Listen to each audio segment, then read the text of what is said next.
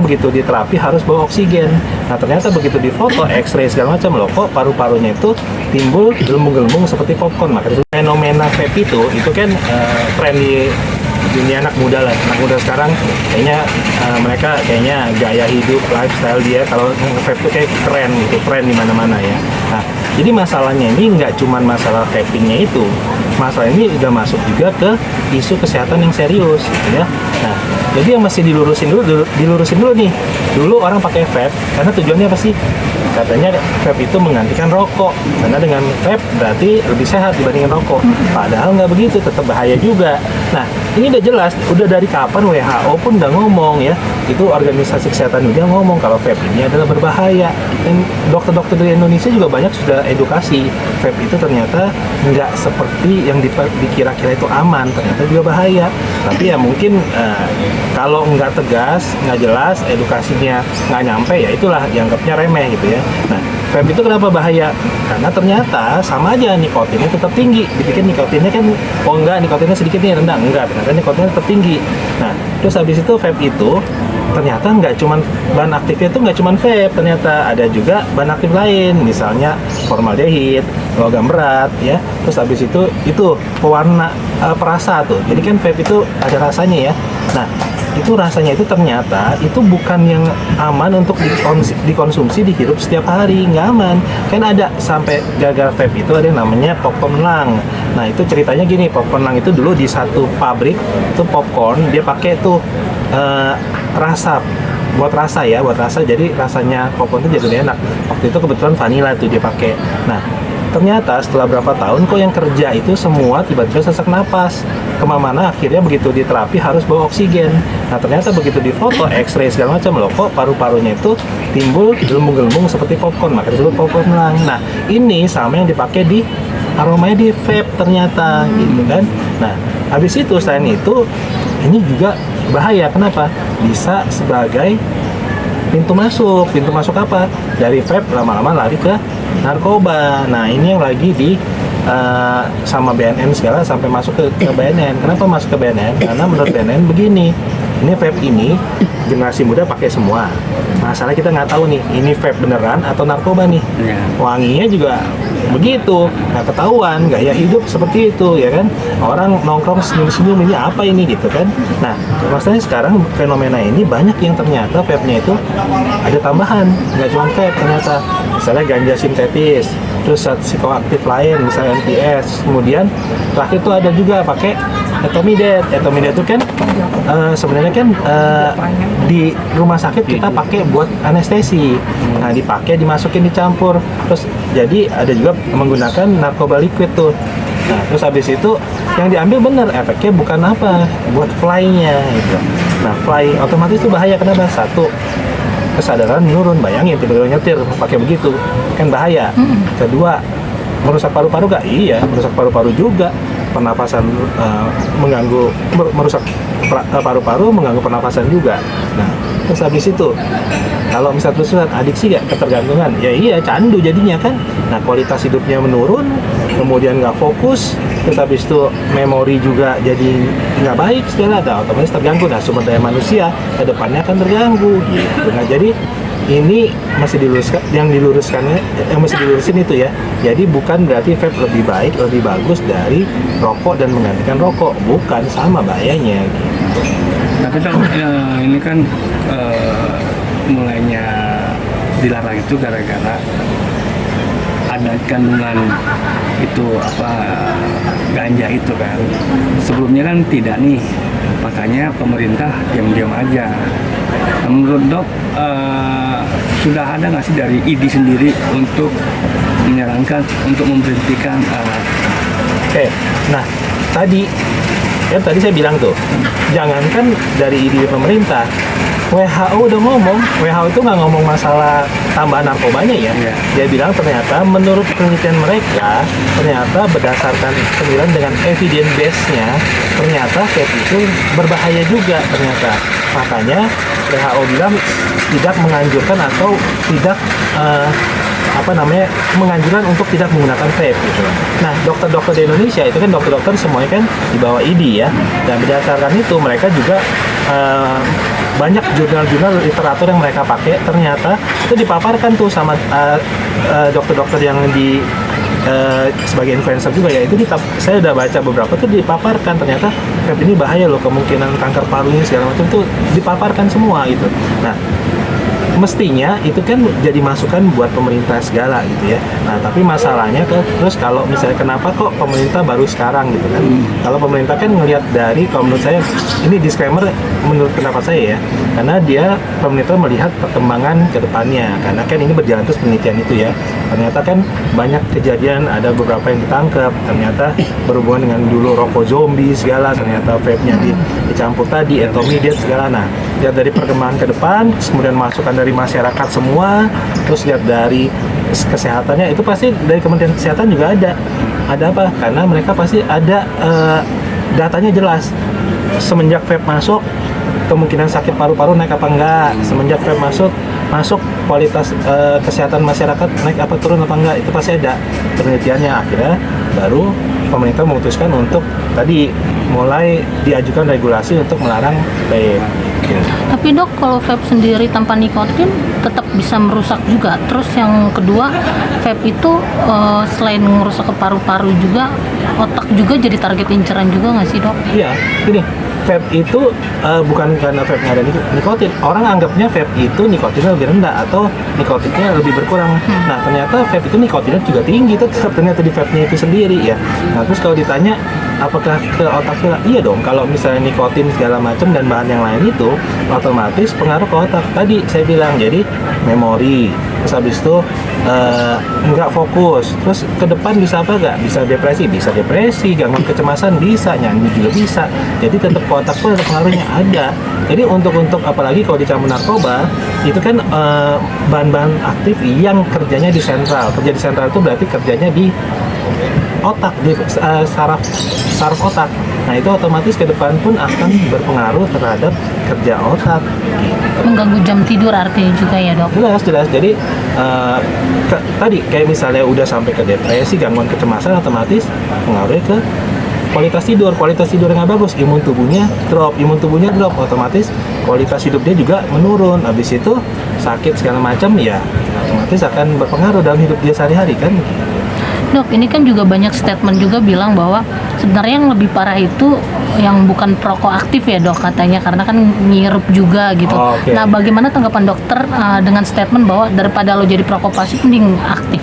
Gini, itu benar. Jadi gini, orang-orang kan bilang merokok itu tidak baik. Ya jelas ya baik kalau ditanya, tapi kan dok, banyak yang ngerokok hidupnya pada sehat aja tuh, banyak yang ngerokok nggak mati-mati, dia bilang banyak yang ngerokok umurnya panjang. Nah, tapi kalau ngeliat begitu, ya lihatnya berapa banyak orang nih. Kalau sekian banyak berdasarkan penelitian jurnal ilmiah yang kita lihat evidence base-nya, yang lebih banyak sakit, lebih banyak mati, ya lebih banyak yang ngerokok misalnya gitu ya. Nah, terus habis itu ditanya, loh kok kenapa kok ini sih tadi rokok? No, jadi tuh pokoknya dia lebih baik jadi Oke. Rokok aktif dan pasif. Nah, kalau rokok pasif otomatis kan kita ngerokok nih. Yang aktif ngerokok ya. Yang aktif ngerokok, habis itu udah masukin ini racun masuk. Habis itu racunnya diolah, terus jadi sampah dibuang. Habis itu dihisap sama si pasif. Jadi 2 kali itu dia dapet tuh. Otomatis lebih bahaya si pasif. Si aktif bilang, "Oh, kalau gitu mendingan lu sekarang ngerokok dong daripada lu cuman pasif doang sakit juga." Nah, kan dia nggak ngerokok, dia menghisap juga kan. Nah, terus habis itu kalau pasif biasanya begitu lihat ada yang ngerokok aktif, dia akan menghindar tuh, dia kabur tuh. Nah, tapi kalau dia ngerokok juga sama aja, dia ngerokoknya aktif masuk, habis itu keluar pasif, habis itu dihisap lagi sama dia. Aktif plus pasif ya lebih parah dong gitu. Itu analoginya ya, logikanya ya. Jadi kalau logika ke sana ya nggak nyambung gitu loh sebenarnya. Dok, kalau ini kan yang lagi ramai juga fosifilhan vape yang itu. Nah, itu seperti apa sih menurut dokter yang katanya tuh tidak ada nikotin dan sekarang lagi hit banget. Banyak yang pakai itu. Sebenarnya gini, itu sama kayak orang bilang kayak sisa lah, kita ngomong sisa itu kan enggak nikotin, kata mereka tembakau misalnya gitu kan. Tembakau yang nikotinnya rendah dan nikotinnya itu udah disaring lewat air, jadi udah ada penyaringan lewat air terus lebih aman. Ternyata enggak juga, ternyata paparan asapnya itu jauh lebih banyak dibandingin rokok. Bayangin asapnya itu sekali dia ngebakar itu, asapnya itu puluhan batang rokok. Nah, asapnya itu juga berbahaya juga untuk apa? Untuk paru-paru iya, buat paru-paru iya, buat pernafasan iya, terus habis itu buat jantung iya juga akhirnya, dari pernafasan mekanismenya bisa lari ke jantung juga iya, terus buat pembuluh darah iya, tekanan darah iya, jadi faktornya banyak gitu. Jadi kalau misalnya ditanya nikotin, bukan cuma nikotin nih, jadi nggak hanya nikotin, zat-zat lain itu juga banyak yang berbahaya di dalam situ gitu. Dan bukan fokus cuma nikotinnya aja, banyak bahan aktif lain justru berbahaya di dalam barang-barang tersebut. Nah, tapi itu kan ada satu kata tanpa nikotin, terus yang katanya hanya ukurannya kecil, berapa potnya itu ya. Nah, itu tanpa nikotin, dan katanya karya juga nggak ada gitu kan, tidak ada apa-apa, jadi itu hanya asap kan. Nah, kalau misalnya tanpa nikotin, tanpa tar, terus hanya asap, jadi yang mau digunakan itu buat apa sebenarnya? Pertanyaannya itu Dok, buat apa? sampai di sini apakah dari dokter Ikatan Dokter Indonesia dan pemerintah yang sekarang ini ada pencegahan atau melarang sih dok? Karena ini sudah bertahun-tahun dok, tapi tetap di Indonesia ini tetap Yang dilarang apanya nih? Merokoknya? penjualannya untuk mencegah sakit atau kesehatan gitu. Oke, berarti maksudnya larangan larangan. dari pemerintah Ya, untuk betul. menjual rokok. Iya, vape gitu. Oke. Ini, kalau rokok tahu sendiri ya, karena kan Vape. kalau rokok itu plus minus. Kenapa? Kalau misalnya rokok itu ternyata kan di situ nggak cuman yang di sama pemerintah, mungkin menurut pendapat saya itu dia nggak cuma lihat dari satu sisi doang, karena kan itu ada tenaga kerjanya, terus ada pajaknya yang bisa untuk membantu juga pemerintah gitu. Jadi itu lebih kompleks lah gitu ya kalau buat rokok ya. Nah, kalau misalnya buat kayak pot segala macam, buat liquid segala macam. Nah, tadi saya bilang sebenarnya bukan pemerintah tidak melarang, karena pemerintah itu kan lihat dari perkembangan zaman dan lihat dari penelitian. Kan ada bagian-bagiannya ya, ada Kementerian Kesehatan, ada BPOM ya, terus ada pihak BNN, ada kepolisian. Mereka kan akan selalu rapat dan akan melihat. Jadi sebenarnya ini dilarang apa enggak, ini bisa dilarang apa enggak.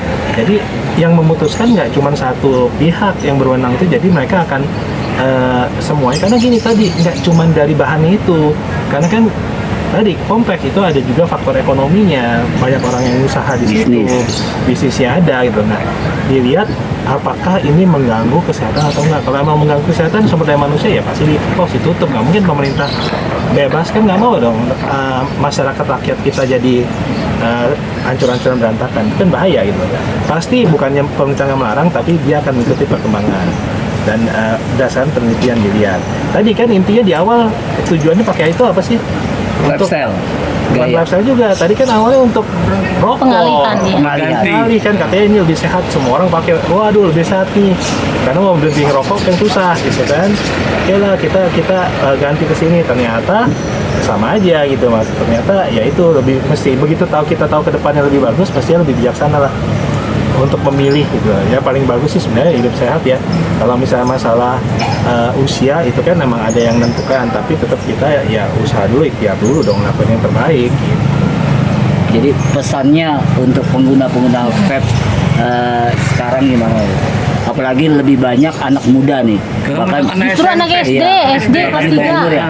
Ini pesan-pesannya Dan gimana? Sampai di di Patungan. segampang itu gitu mendapatkan beli di Alfa atau Indomaret. Indo. Nah, oke, jadi gini kan, Pesannya gimana? ini kan udah jelas nih, sekarang udah mulai diajukan regulasi untuk melarang vape gitu kan. Nah, gini, tujuannya itu nge-vape apa dulu sih kalau saya bilang? Jadi ingat, vape itu jadi bukan cuman gaya hidup, lifestyle segala, sekarang udah masuk ke isu kesehatan yang serius gitu kan. Jadi kalau tujuan cuman buat gaya-gayaan, buat lifestyle, buat keren, apa kerennya di mana gitu kan. Terus lebih realistis sama lebih bijaksana. Kalau apalagi anak-anak kecil ya, itu otomatis kan orang tuanya mesti lebih mengawasi gitu ya. Terus habis itu kan itu bukan barang yang murah juga setahu saya gitu kan. Jadi lebih bijaksana untuk orang tua untuk mengawasi anak-anaknya, jangan sampai memakai hal yang tidak berguna seperti itu dan malah berbahaya. Terus untuk anak-anak muda, kalau mau keren itu sekarang dirubah. Keren itu bukan zaman dulu nih, zaman kita masih muda orang kenapa ngerokok? Kalau lu nongkrong nggak ngerokok, lu nggak keren, kelihatannya kayak jagoan kan, wah gitu.